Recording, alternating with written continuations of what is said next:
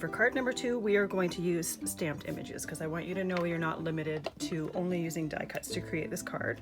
So these are the ones that I am using for this version of the card, and I actually haven't completed the card, so I can't show you the finished card, but we'll be making it as we go. So first off, I'm going to stamp the tree on this panel. So this is the set that I'm using. All of these images are from this same set. I'm just going to put that over there to clean later. Next, I'm going to use the snowman. I'm using Ranger Archival ink. So this is a permanent ink. So when we go to do our watercoloring, it's not going to move with the wetness of the watercolors.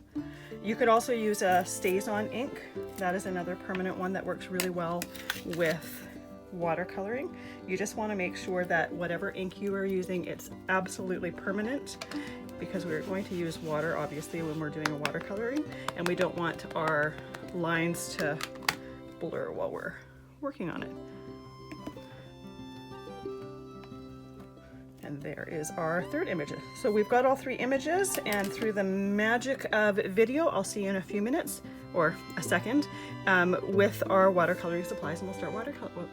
All right, so now we're ready to watercolor. So what I have here are 2 palettes.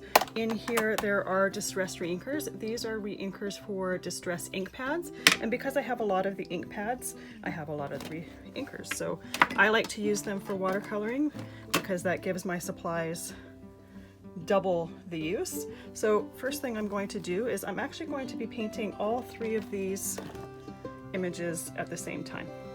So I'm going to work on the sky first, and I'm starting where I want my color to be the darkest.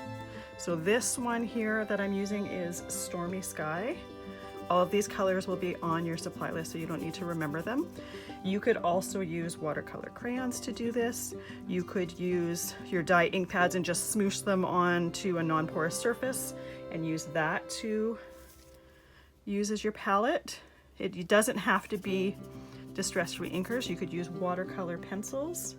You could even use like dye-based markers, scribble them out onto a non-porous surface, and then use that to watercolor as well. The brush that I'm using is a watercolor brush that has water right in the handle.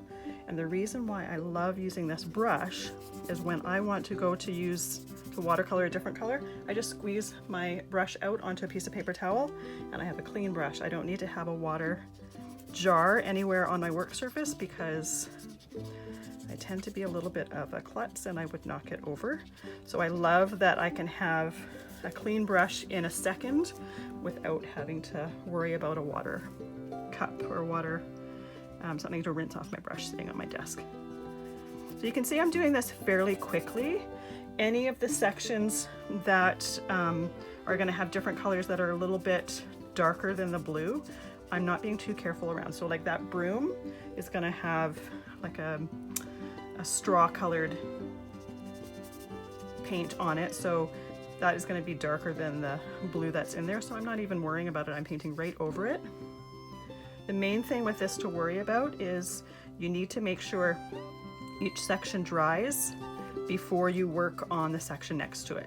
So if I were to have this completely done and not wait for it to dry and then say put red in the toque here, it's going to start to bleed in the blue because that cardstock there is wet. So you need to make sure that it dries between the different areas, especially 2 colors there that are going to contrast with each other. So now I'm going to do the snow on the bottom and on the snowman, and I'm using one called Hickory Smoke. It's a really light kind of browny gray. I'm just going to do the snow for it simply because you want to have a little bit of dimension to it. I don't want it to be like have gray snow here, but I do want it there to be a little bit of shading. So I'm just doing a tiny little bit right by the trees here. I'm not doing the snow in the trees. I'm going to leave that white, and I'm going to end up just adding some stickles, which is a glitter glue, to it when I'm done completing the whole card. Oh my god. wrong color in there. Anywhere I want it to be a little darker is right behind where something goes behind or underneath something.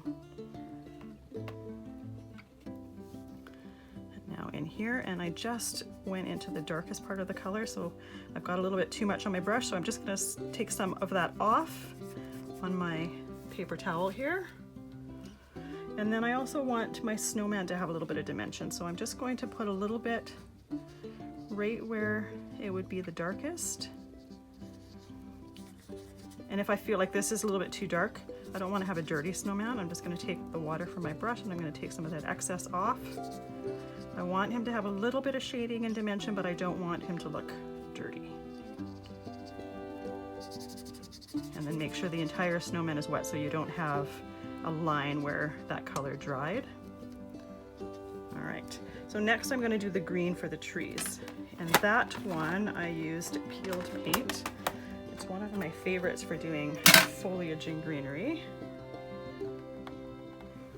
So by doing all three of these at once, by the time I get to this one's pretty much dry. So I don't really have to worry too much about things running into each other.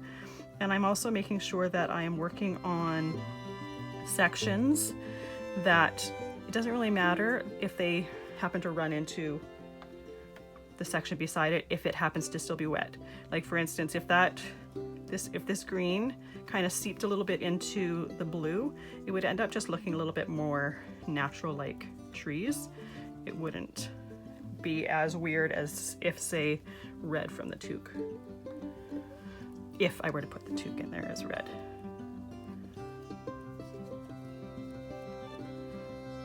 And I'm just basically putting my green over where there is black in the stamped image. And I'm doing it fairly quick because I don't want this video to be too long and have to separate it into two videos. So if you find that I'm working a little bit too fast, pause the video and then do your section. So that one is done. I did the toque and the scarf just in a green, but you could easily do it in red if you wanted to make it a little bit more seasonal. I'm going to use a brown on the broom handle, but I'm going to use red on the broom handle. All right, I'm going to use fired brick for my little building here. I've got where the darkest part is. I'm just going to take some of the excess off and blend it out. And any of these buildings can be changed in the color, obviously. I just was trying to get as few colors used as possible. I didn't want to have a huge palette with all sorts of different colors that were needed. And then I'm going to do carved pumpkin for my little snowman nose. And last but certainly not least, I'm going to go back to that hickory smoke for the smoke in the chimney. And that can be a little bit darker. And this one actually you can paint it while the blue is still wet because it would look kind of cool if it's feathered out a little bit with the blue. So now I've got everything painted. I'm going to let that completely dry before we add it to our card.